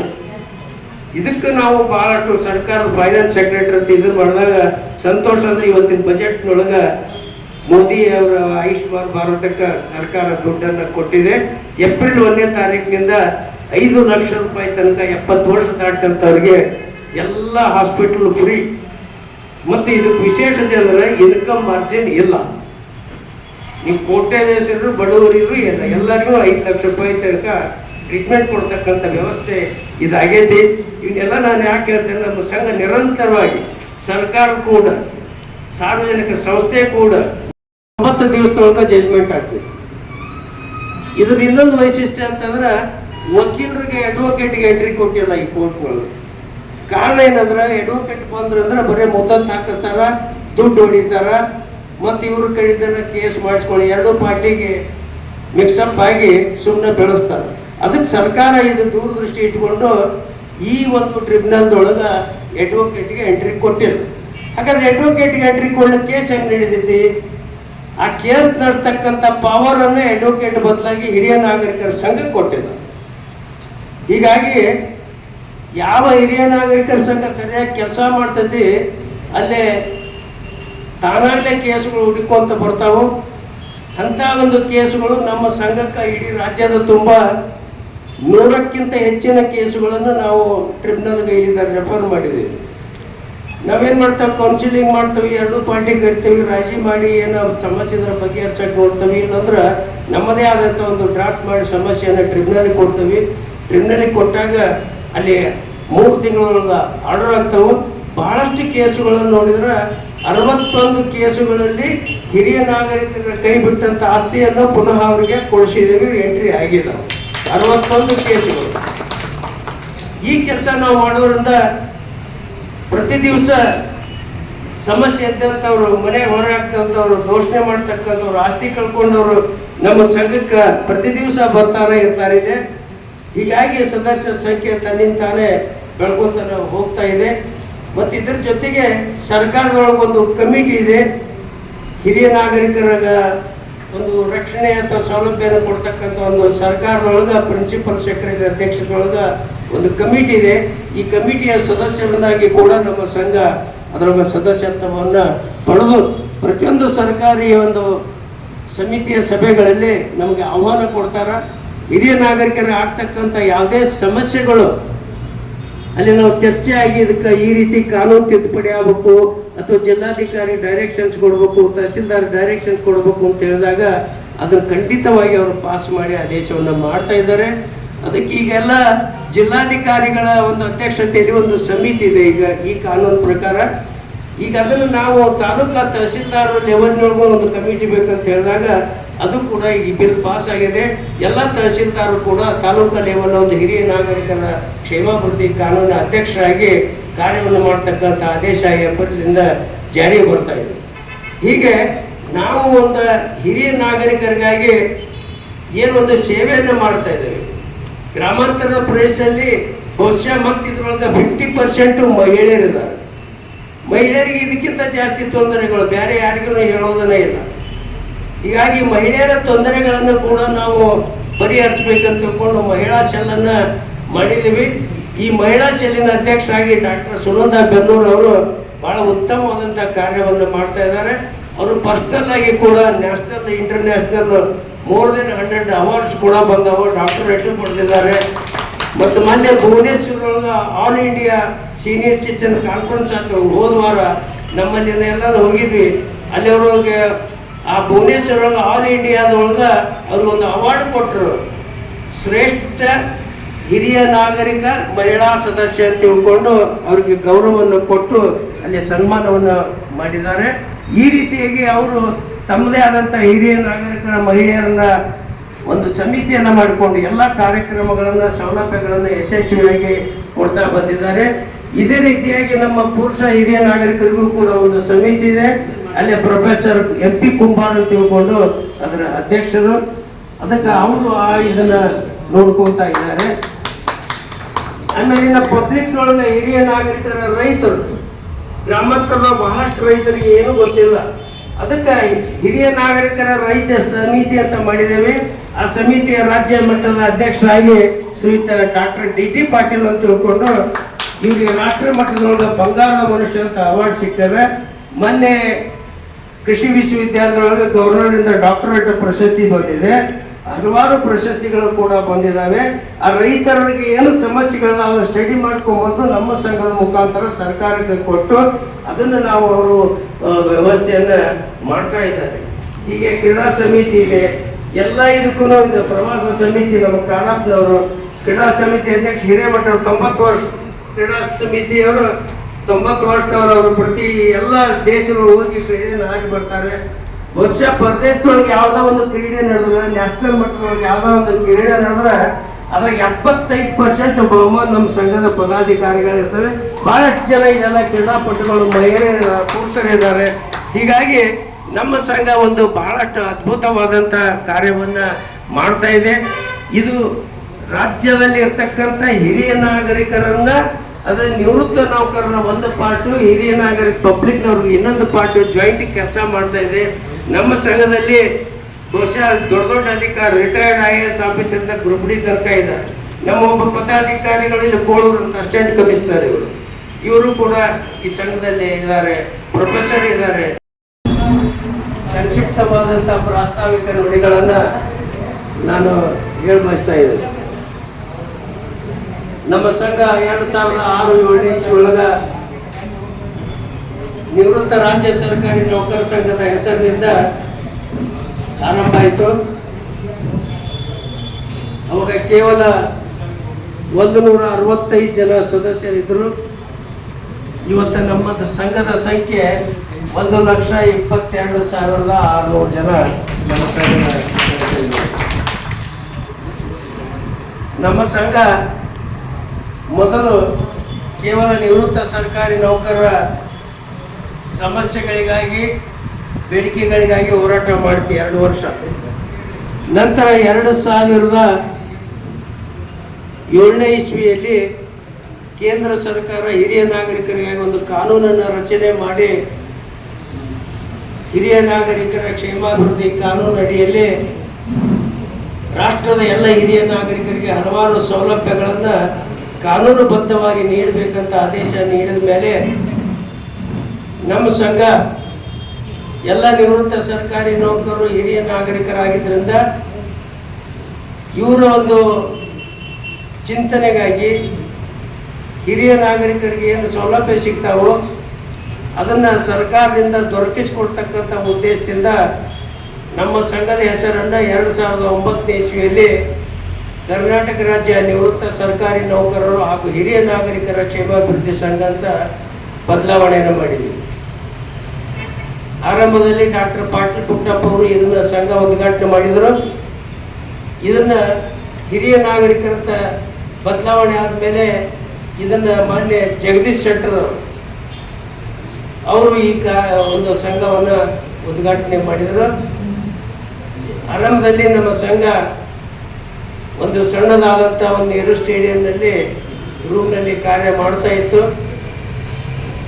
ಹಿರಿಯ ನಾಗರಿಕರು ಮತ್ತು ನಿವೃತ್ತ ನೌಕರರ ಸಮಸ್ಯೆಗಳ ಬೇಡಿಕೆಗಳಿಗಾಗಿ ನಾವು ನಿರಂತರವಾಗಿ ಸರ್ಕಾರದ ಕೂಡ ಹೋರಾಟವನ್ನು ಆರಂಭ ಮಾಡಿದಾಗ ಭಾಳಷ್ಟು ಜನ ಹಿರಿಯ ನಾಗರಿಕರು ಇಲ್ಲಿ ನಮ್ಮ ಸಂಘಕ್ಕೆ ಬಂದು ಸದಸ್ಯತ್ವ ಪಡೆಯಕರು. ಬಹುಶಃ ಹಿರಿಯ ನಾಗರಿಕರಿಂದ ಭಾರತೀಯ ಸಂವಿಧಾನದ ಆ್ಯಕ್ಟ್ ಪ್ರಕಾರ 60 ವಯಸ್ಸು ದಾಟಿದಂಥವರು ಎಲ್ಲರೂ ಹಿರಿಯ ನಾಗರಿಕರು. ಇದರಲ್ಲಿ ಇವತ್ತಿನ ಅಂಕಿ ಸಂಖ್ಯೆಯ ಪ್ರಕಾರ ನಮ್ಮ ರಾಷ್ಟ್ರದಲ್ಲಿ 20 ಕೋಟಿ ಹಿರಿಯ ನಾಗರಿಕರಿದ್ದಾರೆ. ನಮ್ಮ ರಾಜ್ಯದಲ್ಲಿ 81 ಲಕ್ಷ ಹಿರಿಯ ನಾಗರಿಕರಿದ್ದಾರೆ. ಈ ಸಂಖ್ಯೆಯ ಹಿರಿಯ ನಾಗರಿಕರಲ್ಲಿ 72% ಹಿರಿಯ ನಾಗರಿಕರು ಗ್ರಾಮಾಂತರದ ಪ್ರದೇಶದಲ್ಲಿ ವಾಸವಾಗಿದ್ದು, ಇವರಿಗೆ ಹಿರಿಯ ನಾಗರಿಕರ ಕಾನೂನು ಗೊತ್ತಿಲ್ಲ, ಸೌಲಭ್ಯನೂ ಗೊತ್ತಿಲ್ಲ, ನಾವು ಹಿರಿಯ ನಾಗರಿಕರು ಅಂದ್ರೆ ಏನಂತನೂ ಕೊಡ್ದಾಗ ಗೊತ್ತಿಲ್ಲ. ಹೀಗಾಗಿ ಬಹುಶಃ ಹಿರಿಯ ನಾಗರಿಕರ ಸಂಘ ಸಂಸ್ಥೆಗಳು ಅಂತಂದ್ರೆ ಶಾರದಾ ಒಳಗೆ ಹೋಗ್ಬಿಟ್ರೆ ಪ್ರೋಬರ್ಸ್ ಕ್ಲಬ್ಬು, ನಿವೃತ್ತ ನೌಕರರ ಸಂಘ, ಕೆಲವು ಕಡೆಗೆ ಹಿರಿಯ ನಾಗರಿಕರ ಸಂಘ ಅಂತ ಶಾರದಲ್ಲಿ ನಿವೃತ್ತಿ ಆದವರೆಲ್ಲ ಕಟ್ಕೊಂಡು ಇದನ್ನು ವ್ಯವಸ್ಥೆಯನ್ನು ಮಾಡ್ತಾ ಇದ್ರು. ಆದರೆ ಗ್ರಾಮಾಂತರದಲ್ಲಿದ್ದಂಥ ಹಿರಿಯ ನಾಗರಿಕರಿಗೆ ಇದರ ಬಗ್ಗೆ ಯಾವುದೇ ಅರಿವು ಇದ್ದಿಲ್ಲ. ಈ ಕಾರಣದಿಂದ ನಾವು ಸಂಘದ ಮೊದಲನೇ ಒಂದು ಉದ್ದೇಶ ಅಂತಂದ್ರೆ ಗ್ರಾಮಾಂತರ ಹಿರಿಯ ನಾಗರಿಕರನ್ನು ಸಂಘಟನೆ ಮಾಡೋದು, ಜಾಗೃತಿ ಮಾಡೋದು. ಇವತ್ತು ಹಿರಿಯ ನಾಗರಿಕರ ಕ್ಷೇಮಾಭಿವೃದ್ಧಿ ಕಾನೂನು ಬಂದು 16 ವರ್ಷ ಆಯಿತು. ಈ ಕಾನೂನಿನೊಳಗೆ ಏನೈತಿ, ಸಮಸ್ಯೆಗಳನ್ನು ಹೇಗೆ ಬಗೆಹರಿಸ್ಕೋಬೇಕು, ಇದಕ್ಕೆ ಹೆಡ್ ಯಾರು ಅಪ್ರೋಚ್ ಮಾಡಬೇಕು, ಬಹಳಷ್ಟು ಜನ ಹಿರಿಯ ನಾಗರಿಕರಿಗೆ ಗೊತ್ತನೇ ಇಲ್ಲ.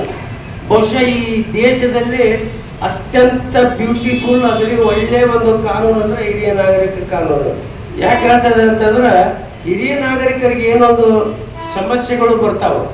ಇವತ್ತು ಹಿರಿಯ ನಾಗರಿಕರ ವಯಸ್ಸಾದ ಮೇಲೆ ತಮ್ಮ ಆಸ್ತಿ ಕಳ್ಕೊತಾರೆ, ಬೇರೆಯವ್ರ ಹೆಸರಲ್ಲಿ ಎಂಟ್ರಿ ಮಾಡ್ತಾರೆ, ಮತ್ತು ಫೋರ್ಸಬಲಿ ಭರಿಸ್ಕೊತಾರೆ, ಮತ್ತು ಆವಾಗಲೇನ ನನಗೆ ವಯಸ್ಸಾಯ್ತು ಮಕ್ಕಳಿಗೆ ಬರೆದು ಕೊಡ್ತಾರೆ ಅಂತೇಳಿ. ಯಾವಾಗ ಇವರು ತಮ್ಮ ಆಸ್ತಿಯನ್ನು ಮತ್ತೊಬ್ಬರ ಹೆಸರಲ್ಲಿ ಕೊಟ್ಟರು 90% ಅವರು ತಮ್ಮ ಹಕ್ಕನ್ನು ಕಳ್ಕೊಂಡು ಪ್ರತಿ ದಿವಸ ದೌರ್ಜನ್ಯಕ್ಕೆ ಒಳಗಾಗ್ತಕ್ಕಂಥ ಒಂದು ವ್ಯವಸ್ಥೆ ನಮ್ಮ ದೇಶದಲ್ಲಿ ನಡೀತಾ ಇದೆ. ಅವ್ರ ಆಸ್ತಿ ಅವ್ರ ಕೈಯಾಗಿ ಬಂದ ತಕ್ಷಣ ಅವರು ಸಸ್ತೆಂದರಾಯ್ತು, ಮಕ್ಕಳಾಯ್ತು, ಅವ್ರು ನೋಡ್ಕೊಳ್ಳೋದಿಲ್ಲ, ಮೊದಲನೇ ಹೇಗೆ ಕೇರ್ ತೊಗೊಳ್ಳೋದಿಲ್ಲ. ಯಾಕಂದ್ರೆ ದುಡಿಮೆ ಹೋಯ್ತು, ಇವನಿಗೇನೂ ಇಲ್ಲ, ಇವನಿಂದ ನಮ್ಗೆ ಯಾವುದೇ ಆದಾಯ ಇಲ್ಲ, ಆದ್ದರಿಂದ 2 ಹೊತ್ತು ಊಟ ಮಾಡಬೇಕು, ಸುಮ್ಮನೆ ಕೂಡಿರ್ಬೇಕು ಅಂತ ಅನೇಕ ಕಡೆಗೆ ಇದು ನಡೀತಾ ಇದೆ. ಮಕ್ಕಳ ತಂದೆ ತಾಯಿಯನ್ನು ಹೊರಗೆ ಹಾಕ್ತಕ್ಕಂಥ ಅನೇಕ ಒಂದು ಪ್ರಕರಣಗಳು ಪ್ರತಿ ದಿವಸ ಬರ್ತಾ ಇದ್ದಾವೆ. ಆಮೇಲೆ ಇದ್ರ ಜೊತೆಗೇನ ಯಾವ ತಂದೆ ತಾಯಿಗಳು ತಮ್ಮ ಆಸ್ತಿಯನ್ನು ಮಕ್ಕಳಿಗೆ ಬಿಟ್ಕೊಡಕ ಮನಸ್ಸು ಮಾಡೋದಲ್ಲ, ಅವ್ರನ್ನ ಕೊಂದು ಆಸ್ತಿಯನ್ನು ಓಡಿಸ್ಕೊತಕ್ಕಂಥ ಹಲವಾರು ದೌರ್ಜನ್ಯ ಕೇಸ್ಗಳು ಪ್ರತಿ ದಿವಸ TV ಒಳಗೆ, ಪತ್ರಿಕೆ ಒಳಗೆ ಇವತ್ತು ಬರ್ತಾ ಇದ್ದಾವೆ. ಇದನ್ನೆಲ್ಲರೂ ಪ್ರೊಟೆಕ್ಷನ್ ಮಾಡೋ ಸಲುವಾಗಿ ಹಿರಿಯ ನಾಗರಿಕರ ಕ್ಷೇಮಾಭಿವೃದ್ಧಿ ಕಾನೂನು ಟ್ರಿಬ್ಯುನಲ್ ಅನ್ನು ರಚನೆ ಮಾಡಿದೆ. ರೆವಿನ್ಯೂ ಟ್ರಿಬ್ಯುನಲ್ ಒಳಗೆ ಎಷ್ಟು ಬ್ಯೂಟಿಫುಲ್ ಇದೆ ಅಂತಂದ್ರೆ ಅದಕ್ಕೆ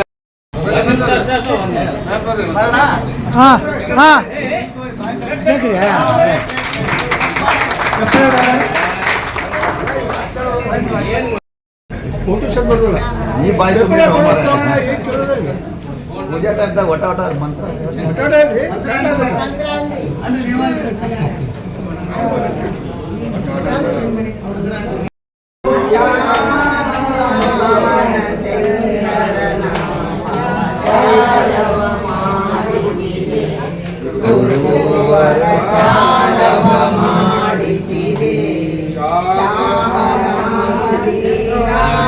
ಆಸ್ತಿ. ಯಾಕೆಂದ್ರೆ ನಿಮ್ಮೆಲ್ಲರ ಅನುಭವ, ಒಬ್ಬೊಬ್ಬರ ಅನುಭವ ಕೂಡ ಒಂದೊಂದು ಮೌಲ್ಯಯುತವಾದದ್ದು, ಒಂದೊಂದು ಗಟ್ಟಿ.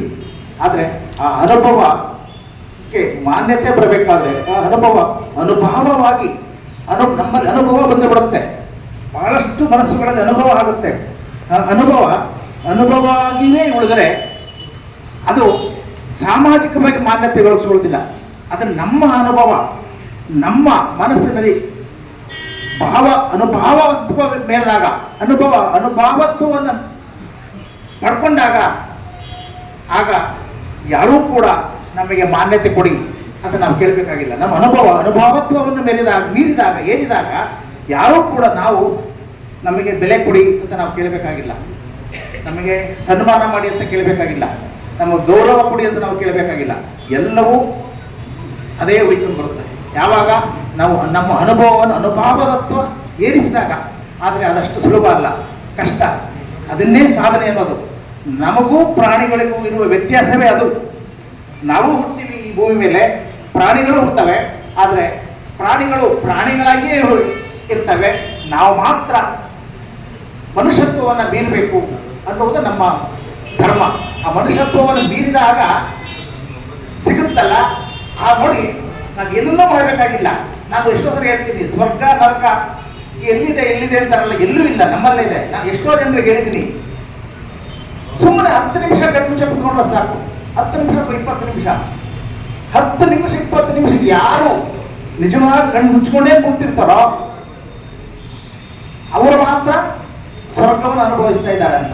ಯಾಕೆಂದ್ರೆ ನೋಡಿ, ನಮ್ಮ ಲೆಫ್ಟ್ ಇದೆಯಲ್ಲ, ಹೊರ ಮನಸ್ಸು ಕಣ್ಣು ಬಿಟ್ಕೊಂಡಾಗ ಓಪನ್ ಆಗುತ್ತೆ. ನಮ್ಮ ಬಲ ಮೆದುಳು ಇದೆಯಲ್ಲ, ಅದು ನಮ್ಮ ಕಣ್ಣು ಮುಚ್ಚಿದಾಗ ಓಪನ್ ಆಗುತ್ತೆ.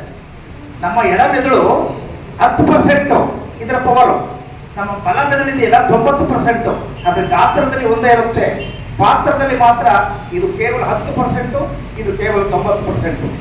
ನಾವು ಕಣ್ಣು ಬಿಟ್ಟಾಗ ಈ 10% ಮೆದುಳು ನಮ್ಮ ಜೊತೆ ಆಕ್ಟಿವ್ ಆಗುತ್ತೆ, ಕನೆಕ್ಟ್ ಆಗುತ್ತೆ.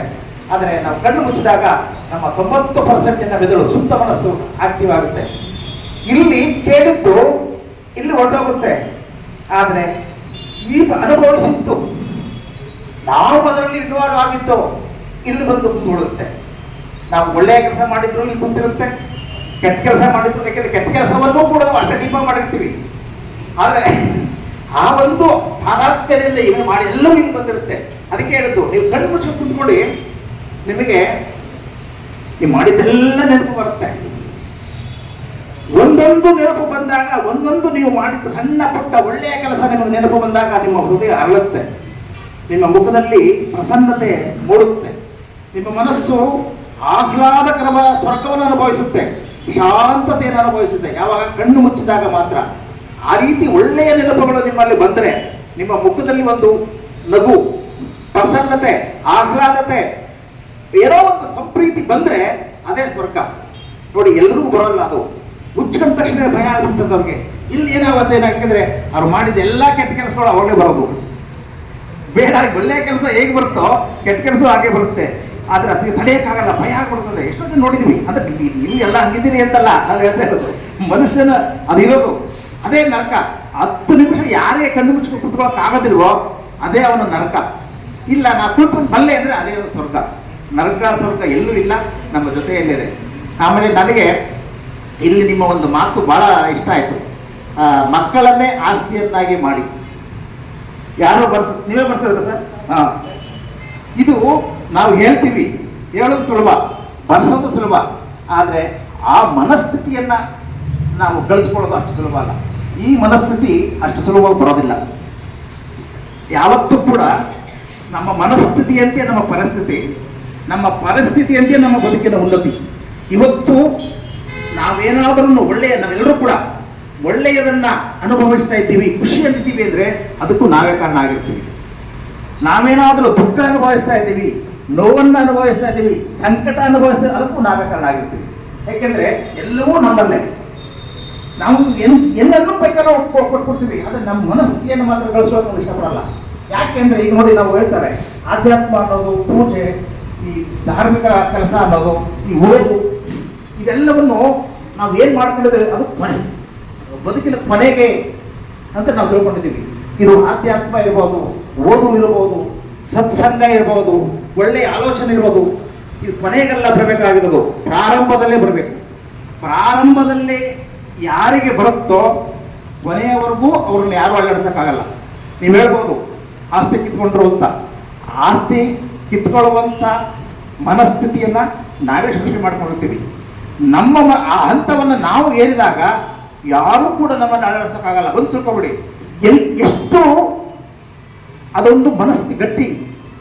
ನಾವು ಯಾವಾಗ ನನ್ನದು ನನ್ನದು ನನ್ನದು, ನಮ್ಮಲ್ಲಿ 2 ಪದ ಇರುತ್ತೆ, ಅದು ಹೇಳ್ಬಿಟ್ಟು ಮುಗಿಸ್ಬಿಡ್ತೀನಿ. ನಮ್ಮ ಮನಸ್ಸಿನಲ್ಲಿ ಜೇನು ಇರುತ್ತೆ, ನಾನು ಎರಡೂ ಇರ್ತವೆ. ಆದರೆ ನಮ್ಮೊಳಗಿರುವ ಜೇನನ್ನು ನಾವು ಮರೆತು ಬಿಡ್ತೀವಿ, ನಾನು ಅನ್ನುವುದನ್ನು ನಾವು ಉದ್ದೀಪನಗೊಳಿಸ್ಕೊಳ್ತೀವಿ. ಯಾವಾಗ ನಮ್ಮೊಳಗಿನ ನಾನು ಎದ್ದೆದ್ದು ಕುಣಿಯುತ್ತೋ ಈ ಎಲ್ಲ ದುರಂತಕ್ಕೆ, ಈ ಎಲ್ಲ ಇದಕ್ಕೂ ಅದೇ ಕಾರಣ ಆಗುತ್ತೆ. ಅದಲ್ಲ, ಜೇನು ನಮ್ಮೊಳಗಿನ ಜೇನನ್ನು ನೀವು ಉದ್ದೀಪನಗೊಳಿಸ್ಕೊಳ್ಳಿ. ಒಂದೊಂದು ಕ್ಷಣವು ನಮ್ಮ ಆಸ್ತಿಯನ್ನೆಲ್ಲ, ನಮ್ಮ ಮನಸ್ಸನ್ನು ಕೂಡ ನೋಯಿಸೋದಕ್ಕೆ ಯಾರಿಗೂ ಆಗಲ್ಲ. ಈ ಪ್ರಕೃತಿ ನಮಗೆ ಕೊಟ್ಟಿರೋ ವರ ಅದು. ನಮ್ಮನ್ನು ನಾವು ತಿಳ್ಕೊಂಡಿರ್ತೀವಿ, ನಮ್ಮನ್ನು ಯಾರೋ ನೋಯಿಸ್ಬಿಟ್ರು, ನಮ್ಮನ್ನು ಯಾರೋ ಬೈದ್ಬಿಟ್ರು. ಅಲ್ಲ, ನಾವು ಮಾನಸಿಕವಾಗಿ ಅವ್ರಿಗೆ ಬೈದಿರ್ತೀವಿ, ಅವರು ದೈಹಿಕವಾಗಿ ಅವ್ರಿಗೆ ಬೈದಿರ್ತಾರೆ. ನಾವು ಮಾನಸಿಕವಾಗಿ ಅವ್ರಿಗೆ ಹೊಡೆದಿರ್ತೀವಿ, ಅವರು ಓಡ್ ಬಂದು ನಮ್ಗೆ ಹೊಡೆದಿರ್ತಾರೆ. ಎಲ್ಲವೂ ನಮ್ಮಲ್ಲೇ ಇರೋದು. ನಮ್ಮಲ್ಲಿರುವ ಜೇನನ್ನು ನಾವು ಉದ್ದೀಪನಗೊಳಿಸ್ಕೊಂಡ್ರೆ ಸಾಕು. ಸುಮ್ಮನೆ ಕಣ್ಣು ಮುಚ್ಚ ಕುಂತ್ಕೊಳ್ಳಿ ಸಾಕು, 10 ನಿಮಿಷ. ಹೇಗೆ ಅನುಭವಿಸ್ತೀರೋ ಎಲ್ಲರೂ ಓಡುವಾಗ, ಅವಾಗ ನಾವು ಈ ಹಂತವನ್ನು ತಲುಪಿದಾಗ ನಮ್ಮ ಆಸ್ತಿ ನಮ್ಮದು ಅನಿಸಲ್ಲ. ನಾವು ಕಳ್ಕೊಂಡಿದ್ದು ನಮ್ಮದೇ ಅಲ್ವಲ್ಲ. ನಾವು ಎಲ್ಲರೂ ಹೇಳಿರ್ತೀರಲ್ವಾ, ಭಗವದ್ಗೀತೆ ಯಾರು ಓದಿಲ್ಲ. ಇವತ್ತು ನಿನ್ನದಾಗಿತ್ತು, ನಿನ್ನೆ ಇನ್ಯಾರದೋ ಆಗಿತ್ತು. ಅದು ಯಾರದೋ ಆಗಿತ್ತು, ಇವತ್ತು ನನ್ನದು ಬಂತು, ನಾಳೆ ಇನ್ಯಾರದ್ದು ಆಗುತ್ತೆ. ಇಷ್ಟೇ. ಈ ತತ್ವವನ್ನು ಅಳವಡಿಸ್ಕೊಂಡ್ರೆ ನಾವು ಕಳ್ಕೊಳ್ಳೋದು ಇಲ್ಲ, ಪಡ್ಕೊಳ್ಳೋದು ಇಲ್ಲ. ಆದರೆ ಆ ಹಂತವನ್ನು ತಲುಪೋದಷ್ಟು ಬಹಳ ಕಷ್ಟ. ಅದನ್ನೇ ಮಾನವನ ಸಾಧನೆ ಅನ್ನೋದು. ಏನಿಲ್ಲ, ಅದಕ್ಕೆ ನಾವು ನೋಡಿ, ಈಗ ನಾವು ವಾಚನಾಲಯವನ್ನು ಈಗ 20 ವರ್ಷ ಆಯಿತು ಅಂದ್ರಲ್ಲ ಸರ್, 20 ವರ್ಷಗಳಾದಮೇಲೆ ಈ ವಾಚನಾಲಯವು ಗ್ರಂಥಾಲಯವು ಬರ್ತಾ ಇದೆ. 20 ವರ್ಷಗಳ ಮೊದಲ ಸಂದರ್ಭದಲ್ಲೇ ಅದು ಬರಬೇಕಾಗಿತ್ತು. ಯಾಕೆ ನಮಗೆ ಅದು ಬರಲಿಲ್ಲ ಅಂದರೆ, ಜ್ಞಾನ ಜ್ಞಾನ ಅಂತ ನಾವು ಬಾಯಲ್ಲಿ ಹೇಳ್ತೀವಿ, ಆದರೆ ಅದನ್ನು ಜ್ಞಾನ ಅನ್ನೋದನ್ನು, ಜ್ಞಾನದ ಮೂಲವಾದ ಪುಸ್ತಕವನ್ನು ನಾವು ಹೊರಗಡೆ ಇಡ್ತೀವಿ. ಈಗ ನೋಡಿ, ಒಂದು ಪುಸ್ತಕಾಲಯ ಮತ್ತು ಇನ್ನೊಂದು ಪೂಜಾಲಯ.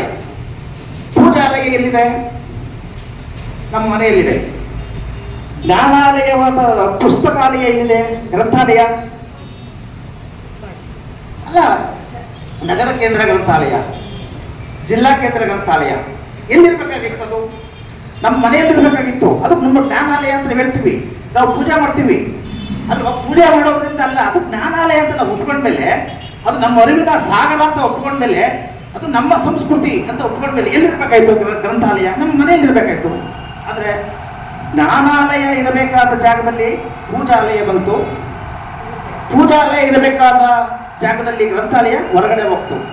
ಯಾಕೆ? ನಮ್ಮ ಮನೆಯ ಆದ್ಯತೆ ಅದು, ನಮ್ಮ ಮೊದಲ ಆದ್ಯತೆ ಅದಲ್ಲ. ಇದರ ಪರಿಣಾಮ ಏನಾಯ್ತು? ಪ್ರತಿನಿತ್ಯ ನಾವು ಪುಸ್ತಕ ತಗೊಂಡ್ವಾ, ಪ್ರತಿ ವರ್ಷಕ್ಕೋಸ್ಕರ ಪುಸ್ತಕ ತಗೊಂಡ್ವಾ, ಪ್ರತಿ ತಿಂಗಳಿಗೋಸ್ಕರ ಒಂದೊಂದು ಪುಸ್ತಕ ತಗೊಳ್ಳಿಲ್ಲ. ಯಾಕೆಂದ್ರೆ ನಮ್ಮ ಆದ್ಯತೆ ಅಲ್ಲ. ಆದರೆ ಪ್ರತಿ ದಿನ ಅಗರಬತ್ತಿ ತಗೊಂಡು, ಪ್ರತಿ ತಿಂಗಳು ಕರ್ಪೂರ ತಗೊಂಡು, ಪ್ರತಿ ತಿಂಗಳು ಅರ್ಶಿನ ಕುಂಕುಮ ತಗೊಂಡು. ಯಾಕೆಂದ್ರೆ ಪೂಜಾಲಯ ನಮ್ಮ ಮನೆಯಲ್ಲಿದೆ.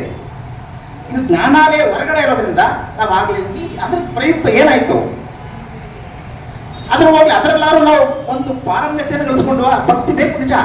ನಮ್ಮ ಭಕ್ತಿ ಅದರಲ್ಲಾರು ನಮ್ಮ ನಿಲ್ಲಿಸ್ತಾ ಒಂದು ಕಡೆ, ಅದು ಅರಿವಿಲ್ಲದ ಭಕ್ತಿ.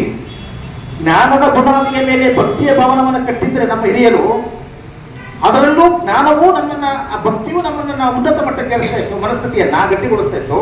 ಮತ್ತೆ ಜ್ಞಾನವೂ ಅದಕ್ಕೆ ಬೆಂಬಲವಾಗಿ ನಿಲ್ತಾ ಇತ್ತು.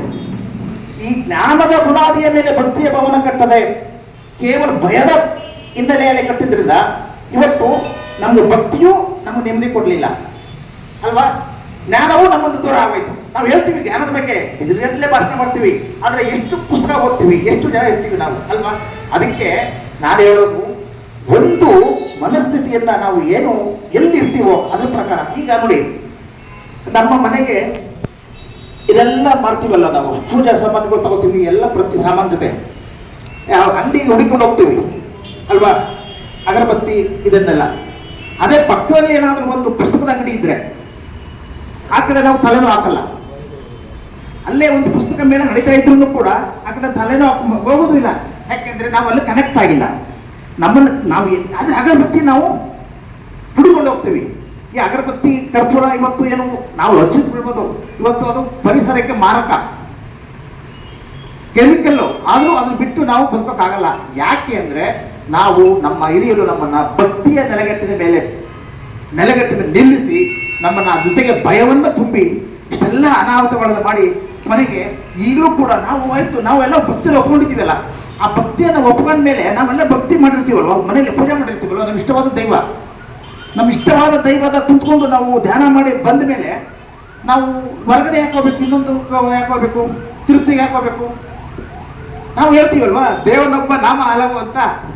ಇದಿಲ್ಲ, ನಾವು ಯಾಕೆ ನಾವು ಅಲ್ಲಿಗೆ ಹೋಗ್ತೀವಿ, ಧರ್ಮಸ್ಥಳಕ್ಕೆ ಹೋಗ್ತೀವಿ, ಮಂತ್ರಾಲಯಕ್ಕೆ ಹೋಗ್ತೀವಿ ಅಂದರೆ ಅಲ್ಲಿ ನಾವು ಆ ಭಕ್ತಿಯನ್ನು ಕೂಡ ನಾವು ಪರಿಪೂರ್ಣವಾಗಿ ಅನುಭವಿಸಿಲ್ಲ, ಪರಿಪೂರ್ಣವಾಗಿ ಒಪ್ಕೊಂಡಿಲ್ಲ, ಪರಿಪೂರ್ಣವಾಗಿ ಅದಕ್ಕೂ ನಾವು ಶರಣಾಗತಿಲ್ಲ, ಆಗಿಲ್ಲ. ಎಲ್ಲ ನಮ್ಮ ತೋರಿಕೆ. ನಾವು ಮನೆ ಕಟ್ತೀವಿ. ಈಗ ನನ್ನ ಮೂಲ ಮೈಸೂರು, ನಾನು ಇರೋದು ಬೆಂಗಳೂರು. ನನ್ನ ಮಗ ಈ ಸಿವಿಲ್ ಇಂಜಿನಿಯರು, ನನ್ನ ಸೊಸೆ ಆರ್ಕಿಟೆಕ್ಟು. ಒಂದು ಸೈಟ್ ತೆಗೆದುಕೊಂಡು ಬಂದು ಕೂಡಲೇ ಅವ್ರು ಕೇಳೋದು ನನ್ನ ಪೂರ್ವ ಮನೆ ಎಲ್ಲಿದೆ ಅಂತ ಕೇಳೋದಿಲ್ಲ ಅವರು, ಎಲ್ಲಿ ಬರುತ್ತೆ ಅಂತು. ಅದು ನಮ್ಮ ಅಬ್ರಾಹಿಂ ಲಿಂಕನ್ ಅವರ ಒಂದು ಮಹತ್ವದ ಹೇಳಿಕೆ. ಅವ್ರು ಹೇಳ್ತಾರೆ, ಪ್ರಜಾಪ್ರಭುತ್ವಕ್ಕೆ ಸಂಬಂಧಪಟ್ಟ ಹಾಗೆ ಪ್ರಜೆಗಳಿಗೋಸ್ಕರ, ಪ್ರಜೆಗಳಿಂದ, ಪ್ರಜೆಗಳಿಗಾಗಿ, ಪ್ರಜೆಗಳಿಂದ ನಡೆಯುತ್ತಿರುವುದೇ ಪ್ರಜಾಪ್ರಭುತ್ವ ಅಂತ ಏನು ಹೇಳಿದ್ರು. ಅದೇ ಶ್ರೇಯಸ್ಸಿನಲ್ಲಿ, ಅದೇ ಹಾದಿಯಲ್ಲಿ ಇಲ್ಲೆಲ್ಲ ಚಟುವಟಿಕೆಗಳನ್ನು ನೋಡೋದಿಲ್ಲ. ನನ್ನ ಮನಸ್ಸಿಗೆ ಬಂದಿದ್ದು ಹಿರಿಯರಿಗಾಗಿ, ಹಿರಿಯರಿಂದ, ಹಿರಿಯರಿಗೋಸ್ಕರ, ಹಿರಿಯ ಮನಸ್ಸುಗಳ ಆಶೋತ್ತರಗಳಿಗೆ ಅನುಗುಣವಾಗಿ ನಡೆಯುತ್ತಿರುವುದೇ ಈ ಹಿರಿಯ ನಾಗರಿಕರ ಸಂಘ ಅನ್ನೋದನ್ನು ನಾನು ಹೆಮ್ಮೆಯಿಂದ ಹೇಳ್ತೀನಿ. ಎಲ್ಲವನ್ನೂ ಎಷ್ಟು ಚೆನ್ನಾಗಿ ಹೇಳಿದ್ರು ಅಂದರೆ, ಆಸ್ತಿ ಮಾಡುವುದು ಎಷ್ಟು ಕಷ್ಟ, ಆಸ್ತಿ ಮಾಡದಿದ್ದರೆ ಎಷ್ಟು ಕಷ್ಟ. ನೋಡಿ, ಆಸ್ತಿ ಮಾಡುವುದು ಎಷ್ಟು ಇಲ್ಲ ಅನ್ನುವುದು ಎಷ್ಟು ಕಷ್ಟವೋ, ಆಸ್ತಿ ಮಾಡುವುದು ಅದಕ್ಕಿಂತ ಹೆಚ್ಚಿನ ಕಷ್ಟ. ಈಗ ಎಲ್ಲರಿಗೂ ನಿಮ್ಮ ಕ್ಷೇತ್ರದಲ್ಲಿ ನೀವಿರೋದ್ರಿಂದ ಎಲ್ಲ ರೀತಿಯ ಅನುಭವಗಳ ಗಣಿ ನೀವಾಗಿರೋದ್ರಿಂದ ನಿಮ್ಗೆ ಯಾವುದನ್ನು ಕೂಡ ನಾವು ಹೇಳಬೇಕಾಗಿಲ್ಲ. ಒಬ್ಬೊಬ್ಬರು ಒಂದು ಇದರಲ್ಲಿ ಪಾಕ, ನೀವು ನಿಮ್ಮ ವೃತ್ತಿಯ ಅನುಭವದಿಂದ ನೀವು ಪಾಕಗೊಂಡಿರ್ಬೋದು, ವ್ಯವಹಾರದ ಅನುಭವದಿಂದ ನೀವು ಪಾಕಗೊಂಡಿರ್ಬೋದು, ನಿಮ್ಮ ಬದುಕಿನ ಅನುಭವದಿಂದ ನೀವು ಪಾಕಗೊಂಡಿರ್ಬೋದು. ಕೆಲವು ನಿಮಗೆ ಗೊತ್ತಿಲ್ಲದೆ ಅವರೇ ನಿಮ್ಮನ್ನ ಪಾಕಗೊಳಿಸಿ ಗಟ್ಟಿಗೊಳಿಸಿದ್ದಂಥ ಸಂದರ್ಭಗಳು ಕೂಡ ನೀವೇ. ನಿಮ್ಮ ನಂಬಿಕೆ ಕೇಂದ್ರವನ್ನು, ಜ್ಞಾನದ ಕೇಂದ್ರವನ್ನು ಉದ್ಘಾಟನೆ ಮಾಡಿ ನಮ್ಮೆಲ್ಲರಿಗೆ ಬಹಳಷ್ಟು ಹೆಮ್ಮೆಯ ವಿಚಾರಗಳನ್ನ ಹೇಳಿದ್ದಾರೆ. ಕೆಲವೊಂದು ಜ್ಞಾನದ ಒಂದು ಸಂಕೇತಗಳನ್ನು ಕೂಡ ಹೇಳಿದ್ದಾರೆ. ಜ್ಞಾನ ಯಾವ ರೀತಿಯಾಗಿ ನಾವು ಅರ್ಜನೆ ಮಾಡ್ಕೋಬೇಕು ಅಂತಕ್ಕಂಥ ಅನೇಕ ಒಂದು ಮಹತ್ವವಾದಂಥ ವಿಚಾರ.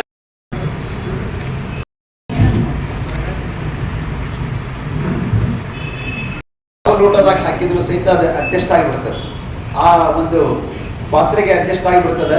ಹಾಗೆ ಅವರ ಮನಸ್ಸು ಮಗುವಿನ ಮನಸ್ಸಿದ್ದಂಗೆ. 60ನೇ ವರ್ಷದಲ್ಲಿ ರಿಟೈರ್ಡ್ ಆದ ನಂತರ ಅದನ್ನ ಬರೆದಿದ್ದಾರೆ.